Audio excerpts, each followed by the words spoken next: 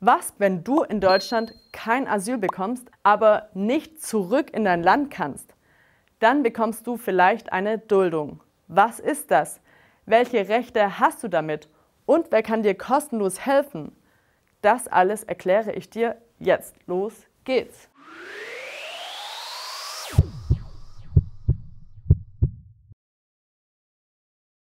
Was ist eine Duldung? Eine Duldung ist keine Aufenthaltserlaubnis, sondern ein Aufenthaltspapier. Du darfst also nicht richtig in Deutschland bleiben, aber du wirst auch nicht abgeschoben.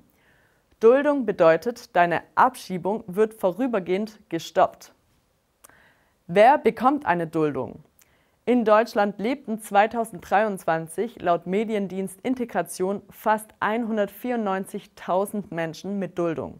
Die meisten Menschen mit Duldung kommen aus Afghanistan, Irak, Nigeria und dem Iran.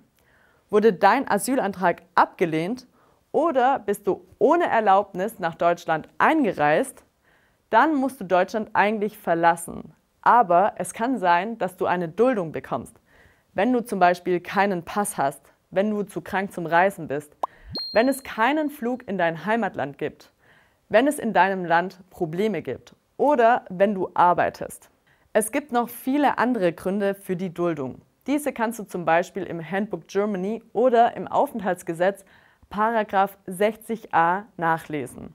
Die Links und noch viel mehr stehen hier unten in der Beschreibung. Rechte mit einer Duldung. Mit einer Duldung hast du bestimmte Rechte, aber auch Einschränkungen. Du darfst oft arbeiten, aber das muss die Ausländerbehörde vorher genehmigen. Du darfst in der Regel eine Ausbildung machen oder studieren. Du hast keinen Anspruch auf einen Integrationskurs. Du kannst aber einen Antrag stellen. Du bekommst Asylbewerberleistungen, also Geld. Du bekommst in der Regel kein Eltern- und kein Kindergeld. Du darfst in der Regel nicht einfach umziehen. Du darfst normalerweise nicht ins Ausland reisen. Wenn du ohne Erlaubnis reisen gehst, kannst du deine Duldung verlieren. Auf dieser Seite findest du kostenlose Rechtsberatung in deiner Nähe. Ich bin nämlich keine Expertin. Ich habe nur sehr lange und sehr viel recherchiert, aber keine Garantie. Pflichten mit einer Duldung. Mit der Duldung hast du auch Pflichten. Du musst der Ausländerbehörde alles mitteilen, wenn sich deine Situation ändert.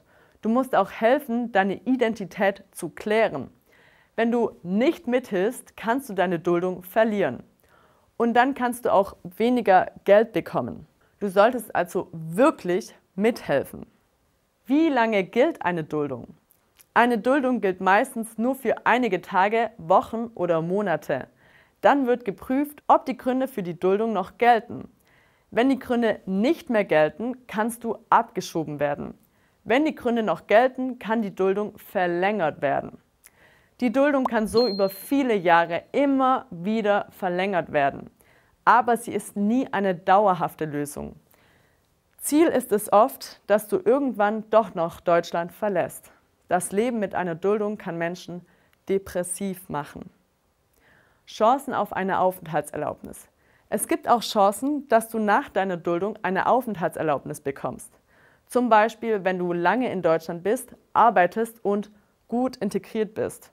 Gut integriert kann zum Beispiel bedeuten, dass du Deutsch mindestens auf A2-Niveau sprichst.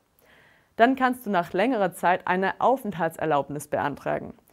Dafür gibt es bestimmte Regeln und das hängt von Fall zu Fall ab. Was ist der Unterschied zwischen einem Abschiebungsverbot und einer Duldung? Ein Abschiebungsverbot ist eine dauerhafte Maßnahme. Damit wird verhindert, dass du in dein Herkunftsland abgeschoben wirst.